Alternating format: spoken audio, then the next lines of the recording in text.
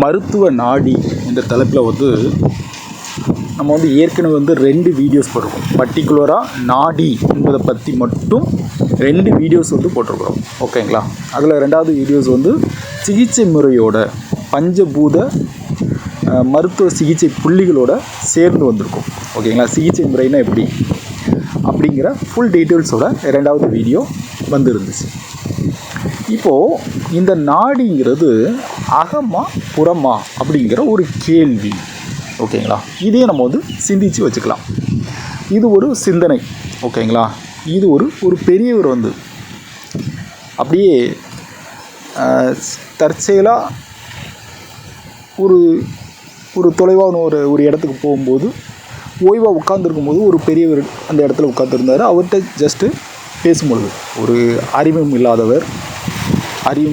ஒரு இடத்துக்கு போயிருக்கிறேன். ஜஸ்ட் ஒரு ஓரமாக உட்காந்துருக்கும்போது ஓய்வுக்கு உட்காந்துருக்கும் பொழுது பக்கத்தில் உட்காந்துருந்த ஒரு நபர்கிட்ட ஒரு பெரியவர்கிட்ட பேசிக்கிட்டு இருக்கும்போது ஏற்பட்ட ஒரு சின்ன சிந்தனை.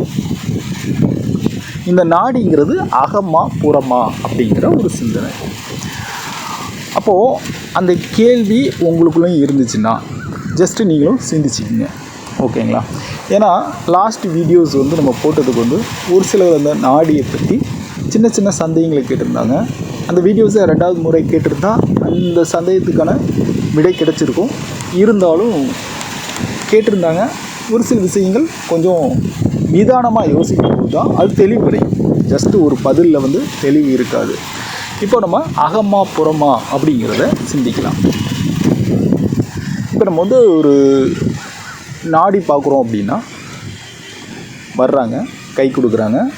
நம்ம வலது கை தான் எப்போவுமே சிகிச்சை புள்ளியாக எடுத்துருக்குறோம். சிகிச்சை புள்ளியில் அந்த நாடி புள்ளியில் வந்து நம்ம விரலை வச்சு தொட்டு பார்க்குறோம். அது மேலோட்டமாக ஒரு கவனம் அப்படிங்கிறது, அது மரமா நிலமா அப்படிங்கிற ஒரு கவனம். அடுத்தது கொஞ்சம் அழுத்தம் கொடுத்து கீழ்ப்பக்கம் கீழே வந்து நீரா காற்றாங்கிற ஒரு கவனத்தை, முழுமையான ஒரு கவனத்தை அகமாக கொடுக்குறோம். ஓகேங்களா? அப்போ இந்த இடத்துல அகம் அப்படிங்கிறத நம்ம வந்து நல்லா புரிஞ்சுக்கலாம். நம்ம கைகளில் தொட்டு பார்ப்பது என்பது அகத்தில் இருக்கக்கூடிய பஞ்சபூதத்துடைய தன்மை அப்படின்னு நம்ம பார்க்கணும். அப்போ இது வந்து அகம்தான்.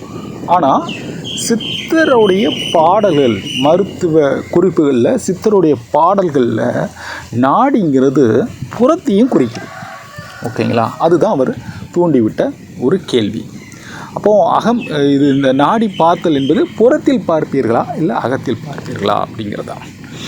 அப்போது நம்ம அகத்தில் தான் பார்க்குறோம். நம்மளுடைய மனதால் ஒருநிலைப்படுத்தி கவனமாக நம்ம வந்து உணர்தல் அப்படிங்கிறது தப்பா, அது அகந்தான். பட் ஆனால் இங்கே வந்து புறத்தை குறிக்குது.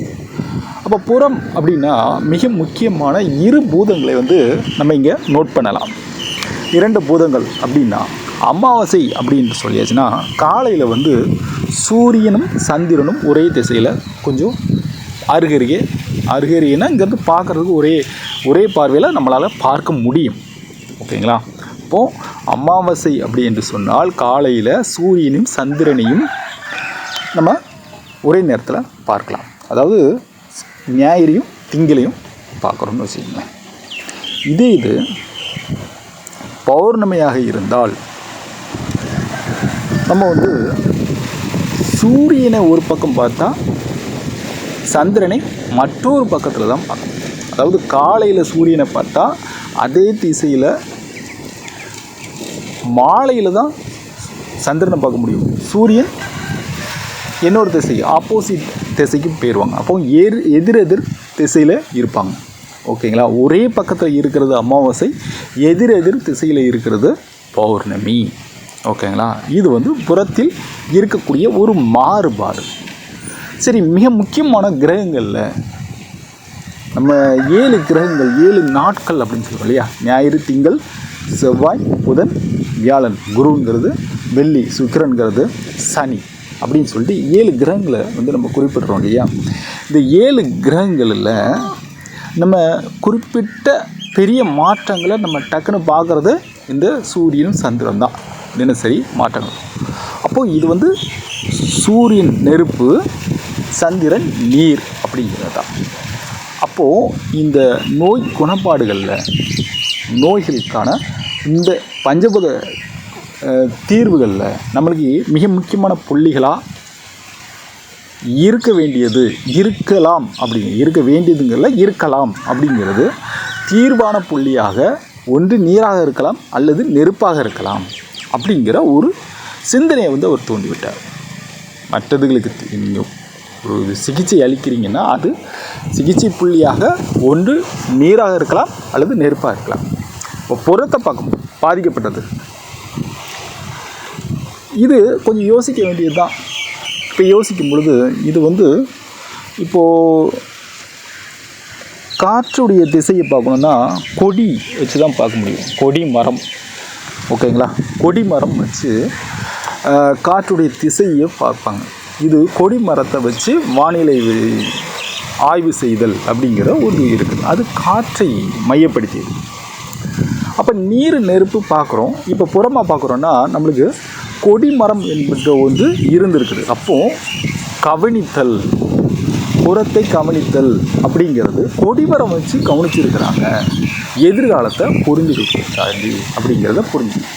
அப்போது இந்த சூரியனையும் கொடிமரத்தையும் மையப்படுத்திய ஒரு கவனித்தல் நம்மளுக்கு அவசியமா அப்படிங்கிற ஒரு கேள்வி எனக்கு வந்திருக்கிறதுனால அடுத்த கட்டமாக இந்த கொடிமரம் அப்படிங்கிற ஒரு கான்செப்ட் வந்து நம்ம ஏற்கனவே வந்து நாணி அப்படிங்கிற ஒரு கான்செப்ட் கையில் வச்சுருக்கிறேன். அதற்கான கொடிமரம் வச்சு இந்த சூரியன் இந்த நெருப்பை திசைகள் மாறும் பொழுது ஏற்படக்கூடிய விளைவுகளும், திசை மாறுவதால் ஏற்பட அந்த கொடி மரத்தில் கொடி அசைவதனால் ஏற்படைய காற்றுடைய திசை ஓட்டம் இது இப்போ காற்று வந்து ஒரே திசை ஓட்டமாக இருக்குமானா கொஞ்ச நாள் ஒரு திசை ஓட்டமும் இன்னொரு திசை ஓட்டம், இதை மாதிரி வடகிழக்கு பருவக்காற்று, தென்மேற்கு பருவக்காற்று அப்படின்னு சொல்லிட்டு நமக்கு பாடத்திட்டங்களில் படிச்சிருப்போம்.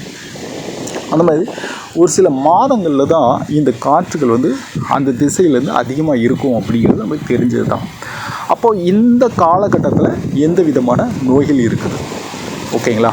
அப்போது வெயிலுடைய உஷ்ணத்தின் காரணத்தினால வெயில் அதிகமாக இருக்குது அப்படின்னு சொல்கிறதுனால ஏற்படக்கூடிய நோய்கள், குளிர்ச்சி அதிகமாக இருக்குது மழைக்காலத்துங்களில், குளிர்ச்சி அதிகமாக இருக்குது ஏற்படக்கூடிய நோய்கள், இது எல்லாமே வித்தியாசப்படும்.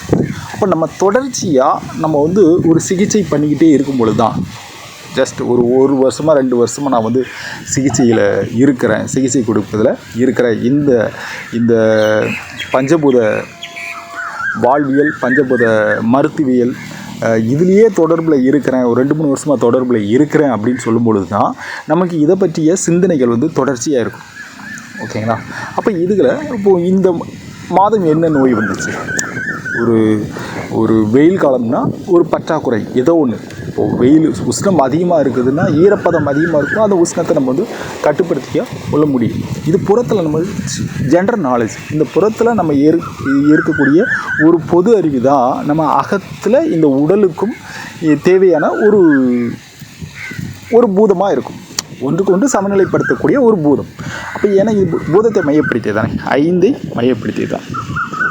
அப்போது இந்த 5ஐ மையப்படுத்திட்டு தான் இங்கே வந்து நம்ம வந்து கிரக நிலையில் சூரியனை பார்க்குறோம், அடுத்தது இந்த காற்றுடைய திசையை பார்க்குறோம், நம்ம உடல் ரீதியான நோயாளிகளுடைய ரிப்போர்ட்டை பார்க்குறோம். நம்ம ஏற்கனவே கடந்த நாடியில் வந்து என்ன பிரச்சனை அப்படிங்கிறது நோட் பண்ணிக்கங்க, எது சிகிச்சை புள்ளி என்ன நாடி வருது, எந்த புள்ளி எந்த பூதம் வருதுன்னு நோட் பண்ணிக்கணும். அப்போது இந்த மாத காலத்தில் இந்தந்த நோய்கள் அதிகமாக இருந்தது, இந்த காலத்தில் இந்தந்த நோய்கள் அதிகமாக இருந்தது, இந்த காலத்தில் இந்த பூதத்துக்கு நம்ம கொடுத்த சிகிச்சை வந்து நோய்களை குணப்படுத்தியது, இப்படிங்கிற ஒரு டீட்டெயில்ஸை நம்ம எதிர்பார்த்து வச்சுக்கிட்டோம்னா நம்மளுடைய சிகிச்சை முறைங்கிறது இன்னும் தெளிவாகவும் ரொம்ப நம்பிக்கையாகும்.